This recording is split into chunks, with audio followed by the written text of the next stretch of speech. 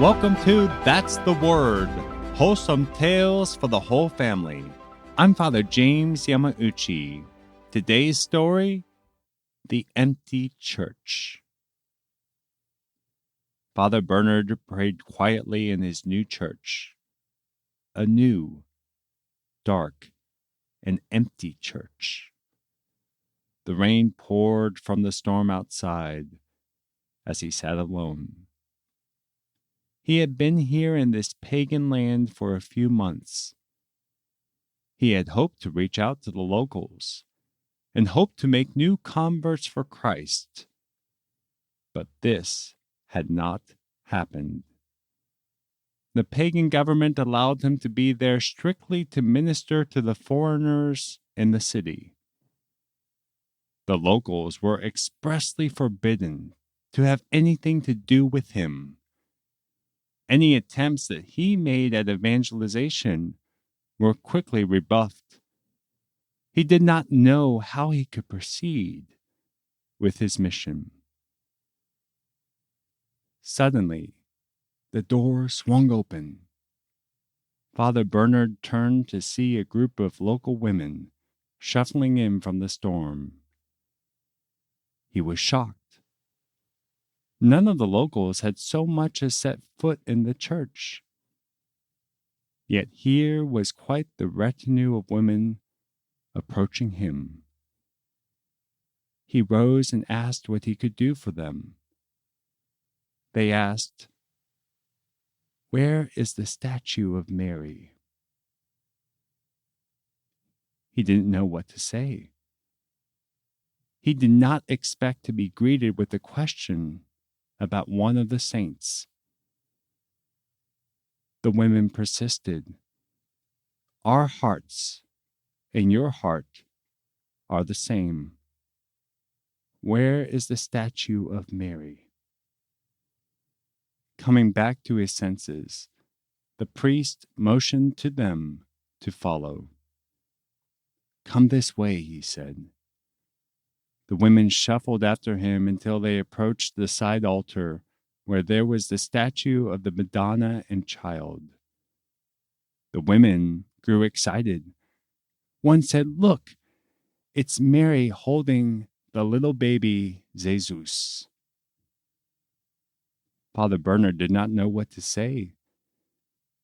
He had heard that there might have been some Christians among these pagans, but so far he had not seen any. Now, all of a sudden, these local women had materialized out of the storm, seeming to be very familiar with our Savior and his mother. As he spoke with them, though, he understood more and more. These brave souls had slipped in after ensuring no one else was around. Truth be told, the menfolk should have done this job, but they were too nervous about the authorities to make any move. They had asked around, for they had been told long ago that when the true church would return, they would know it, because the priest would have no wife. He would have a statue of Mary, and he would be obedient to the Pope in Rome. The menfolk had discovered that the priest did indeed live alone without a wife, but they had been too scared of the authorities to make the next move. Their wives had berated them and gone ahead themselves. Father Bernard understood that the women could not come there again out of fear of the authorities. And so that Sunday, he visited them, coming to the large cattle shed where they had gathered for prayer, generation after generation.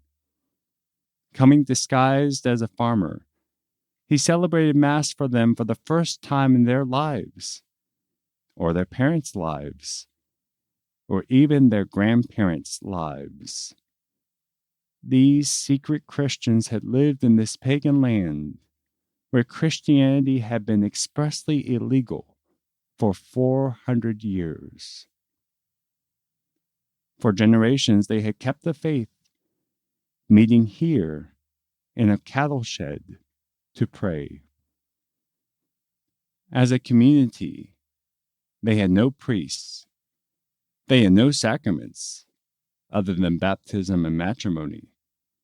But they did have one most prized possession, a large crucifix that was kept for those generations underneath the floorboards and brought out for prayer.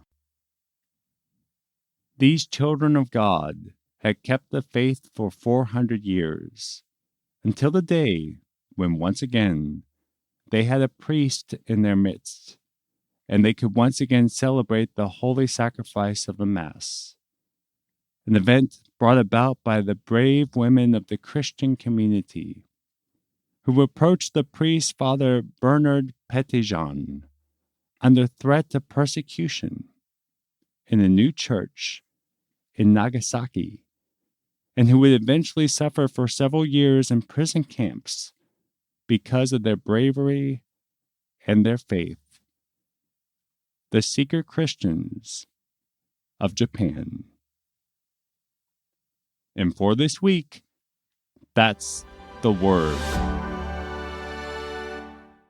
So, as you may have noticed, every episode we do, I have to do the introduction and the conclusion. I've asked John Peter, since we record every episode, if he can just use the introduction and the conclusion, just use the best one and just use it for every other episode. But his answer is, it takes you 2 seconds. I get that, but so if you notice that the introduction has changed, I thought it was cool having a deep voice, but someone gave feedback and said, no, it wasn't. Not John Peter, somebody else did. And so John Peter concurred, so now I'm back to it.